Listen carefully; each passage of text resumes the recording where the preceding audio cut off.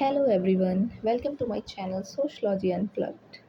तो आज हम लोग अपनी बुक्स एंड ऑथर की सीरीज़ का पार्ट 2 करने जा रहे हैं। ठीक है, आज हमारे मोस्ट इम्पॉर्टेंट थिंकर हैं आज के Karl Marx.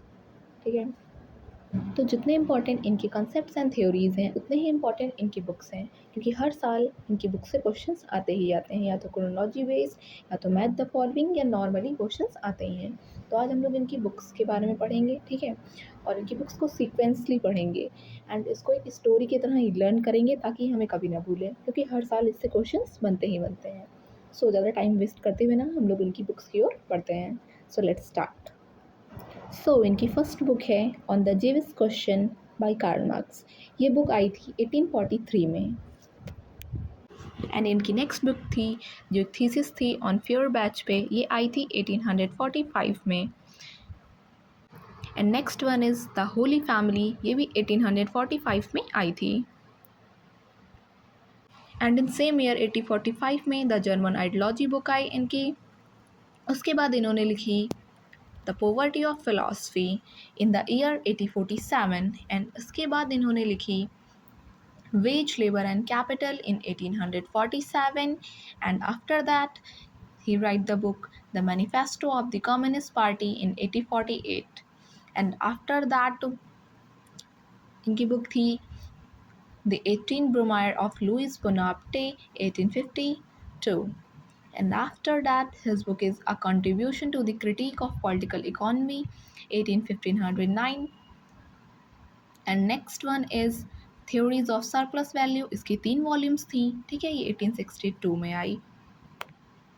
And after that इनकी बुक थी कैपिटल, दास कैपिटल, जिसकी 3 वॉल्यूम्स हैं, बट फर्स्ट वॉल्यूम जो आई थी 1867। एंड नेक्स्ट है ग्रैंड राइज, 1957 में आई। And the last one economic and philosophical manuscripts of manuscript of 1844।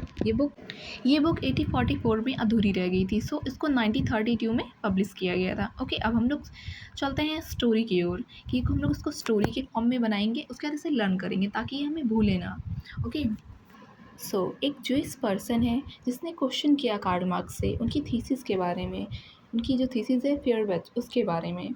ठीक है, उसका जवाब देकर कार्ल मार्क्स एक होली फैमिली में चले गए। ठीक है, उस फैमिली में उन्होंने जर्मन आइडियोलॉजी दी। उसके बाद वो फैमिली इतनी गरीब थी कि उसकी गरीबी, ठीक है, पॉवर्टी को देखते हुए पॉवर्टी की फ़िलॉसफी समझने की कोशिश की वहाँ पे रहकर। फिर उन्होंने वेज, लेबर, कैपिटल के थ्रू मैनिफेस्टो दिया कम्युनिस्ट पार्टी में। ठीक है, देन 18 ब्रूमायर लुइस बोनापार्टे, इनका नाम आपने सुना होगा, ये नेपोलियन के भाई थे। ठीक है, प्रेसिडेंट थे फ्रेंच के। इन्होंने बहुत काम किए थे उस टाइम पर, उन्होंने भी कंट्रीब्यूशन दिया कार्ल मार्क्स के साथ।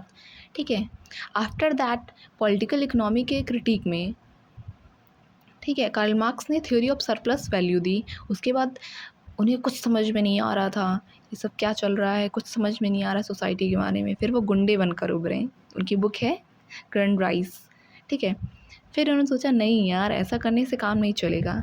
आफ्टर दैट उन्होंने अपनी last book the economic and philosophical manuscript. ठीक है, मैन्यूस्क्रिप्ट लिखी और यहीं पे समाप्त हुआ।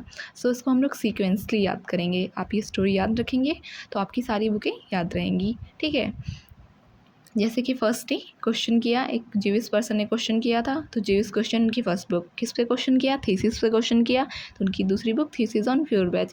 उसके बाद कार्ल मार्क्स कहाँ चले गए, एक होली फैमिली में, इनकी थर्ड बुक। आफ्टर दैट उन्होंने उस फैमिली में जर्मन आइडियोलॉजी दी, उनकी fourth book. And after that poverty की फिलॉसफी समझने की कोशिश की उस घर की गरीबी को देखते हुए, तो उनकी नेक्स्ट बुक थी पोवर्टी ऑफ फिलॉसफी।